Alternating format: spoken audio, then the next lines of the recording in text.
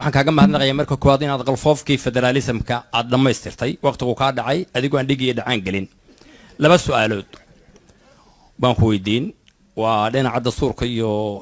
federaalka waa taabanayaan midda koowaad waxa weeye sharciga la xiriira jinsiyadda Soomaaliga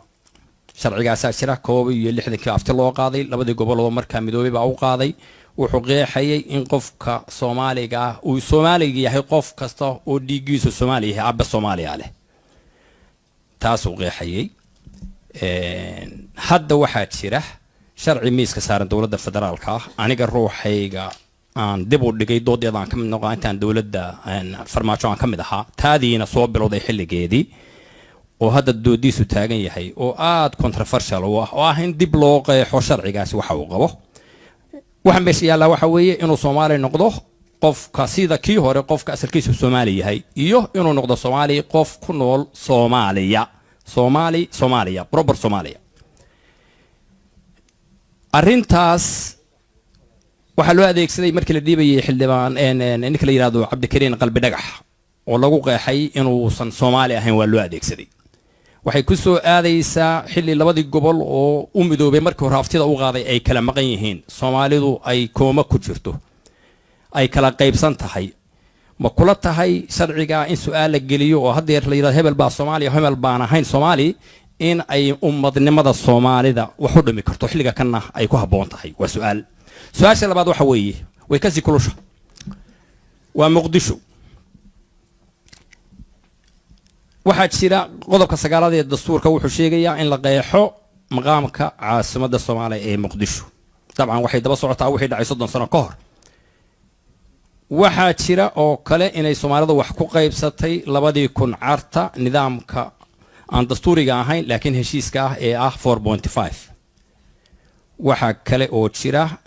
2012 in lagu heshiiyay in nidaamkii federaaliga ah la dhiso oo lagu qabiyo 18 gobol oo 3 sano tar leh oo iyadana sida lagu dhiso oo iyadana gobolka Banaadir ay kamid tahay waxaa jira dood cusub oo hadda taagan oo waa dhaweyto si siyaasadeed loo soo tuuray madaxweyne farmaajo uu soo tuuray 13 sano tar ay ku jirto waxaa socota dooda inay gobolka Banaadir noqoto state inay noqoto caasimad maqaamkeedu qeexan yahay inay noqoto labadaba caawa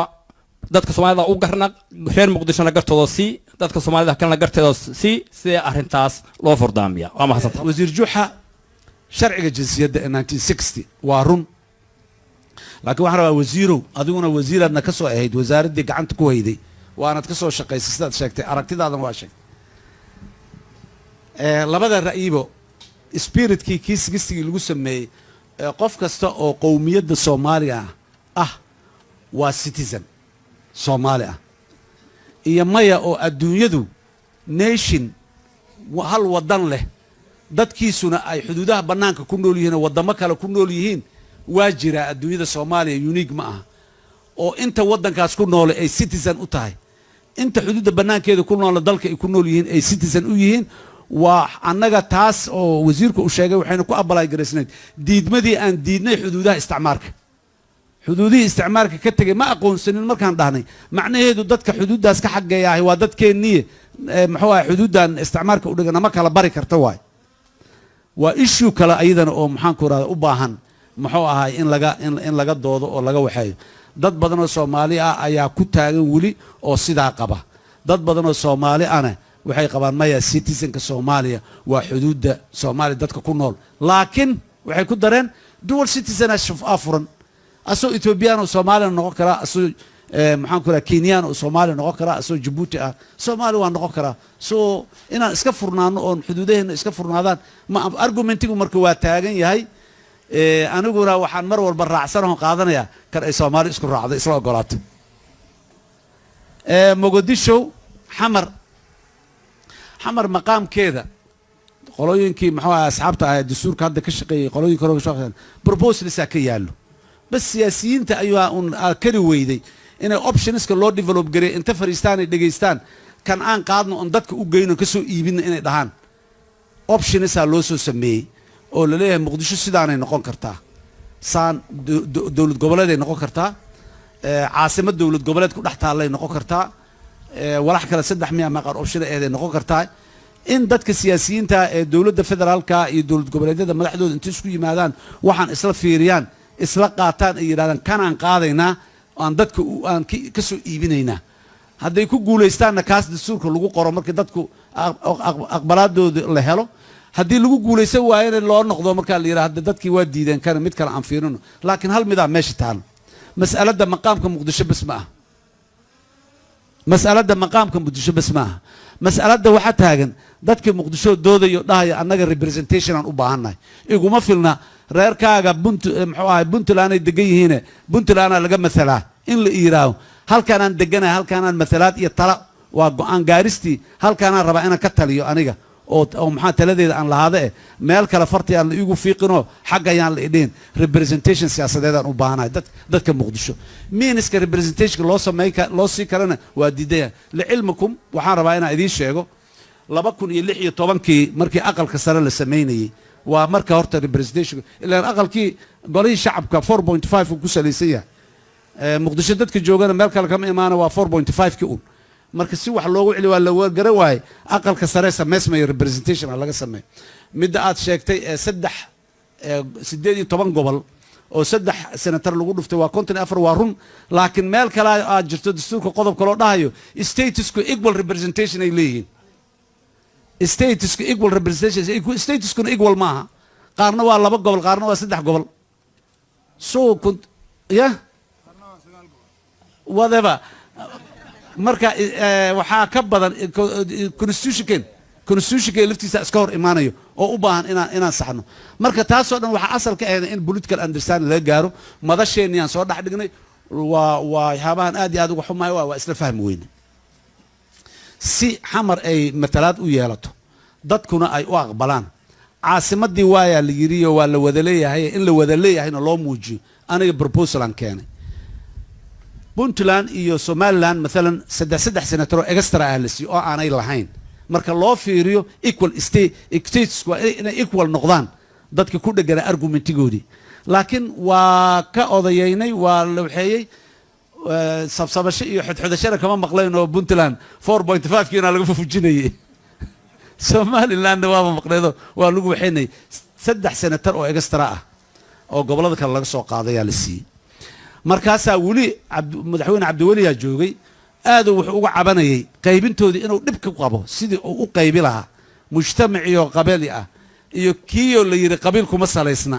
sidii loo qaybi lahaa yani dhibaato badanaa dadka dhan kulli si waxay laga sameeyay ra'yaan keenay marka aan leeyahay idinkuna extra senators waa u baahantiin muqdishona xalay rabtaa aan qaadano 15 muxuu ahaay senator oo extra ah aan qaadano constitution aan tacdiil ku sameeyno 15 kan aan ka dhigno 5 beelood oo saddex cid walba dhibaatada haysta waxay bas one condition haddaad reer Puntland tihiin dadka reer Puntland ee muqdisho joogaad ka keenaysaaye garow iyo boosaaso iyo qardho iyo gaalkacyo ka keenaymis baydhabo iyo qansax dheere iyo maxaan ku iraahdaa iyo waajid iyo xudurna ka keenaymis dadka jooga reer Puntland ee muqdisho jooga iyo kuwa reer koonfur galbeed iyo kuwa galmudug oo muqdisho jooga laga keenaya muqdisho dad degan oo ku nool yaa laga keenaya saas waxa la yiri dawlad goboleedkii ugu tiro badnaaba 12 xubin haystay sidee loo keenaya war waxaan waa markii calaamad wada lahaanshaha meeshii ay ka bilaabo lahayd oo dadka dham ay fiil garay lahayn in waa leega diiday saaxiibadaydi marka madasha ku jiro waa ku qanci waayay inay sii socotahay marka waxay caqabad ku noqonaysay doorashadii wixii inay sii socdaan iyo aqalkii sare inuu dhismo dib noogu dhigaan dhahna marka waxa Soomaalidu ay dhihi jirtay xaaja haday saas noqoto diba loo dhigaa dhurooba u dhasha ama dhurbeela ka dhintay bal dib noogu dhiga muxuu ahay waa isaga imaanayna dib u dhigaas aad badan waa iga soo gaartay maxaan ku raada wax badan ilaa hadda wali qoorta igu jiro nimankii saaxiibada ahay ee iga diidana aan ila wadaagin oo aniga ii gaar waa wata laakiin that's the reality waa aqbalsanahay waa qaadanaya waan aqbalsanahay eedda under my leadership in ay wixii ay ku hagaagi waayeen laakiin wadada soo martay haddana way taagan tahay xalay wali u baahan tahay muqdisho iyo dadka ku nool waa maasanta orda aniga madaxweynahaygii baa meesha fadhiyo oo iga aftahansan oo ka daba tagi mahaye su'aal la weydiin mahaye waxaan tacliiq ka bixinayaa su-aasha ku saabsan sharciga wadaniyadda waxa dalkan dhibaato ka jirto baahida keentay in sharcigii jinsiyadda ee raggii dalkan xoreeyey oo inaga wadanisanaa oo naga dal jeclaa ay dejiyeen waxa maanta dalka baahi taalo waxa keenay horta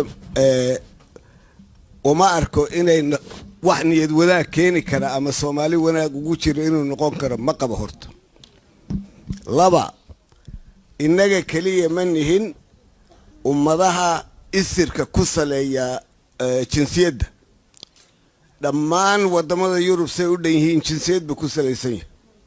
ninka Irishka ee Mareykanka ku dhashay Ireland hadduu tago subaxa xiga baasaboorku qaadanaya cudurka ay tahay maxay tahay in la yiraahdo waxay odayaasheenni iyo halgamayaasheenni iyo xorriyadda raggi dhalay dejiyeen oo dhammaystiran markaad akhriso meel aad ka dhalisho lahayn baa maanta lagu mashquulayaa ayadoo la fulin laayay